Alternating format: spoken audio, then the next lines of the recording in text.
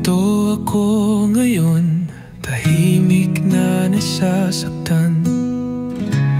Kasalanan ko din kung bakit ko hinayaan ang mahalin ka at mahulog ng tuluyan.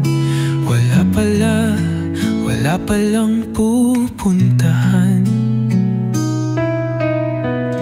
Masakit lang isipin, akala ko tunay at tapat.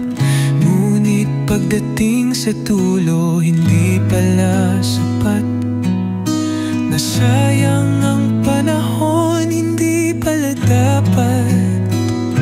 Umasa lang ako, panaginip lang ang lahat. Kailan kaya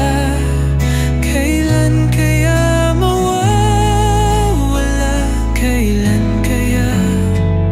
Kailan titigil ang pagluha?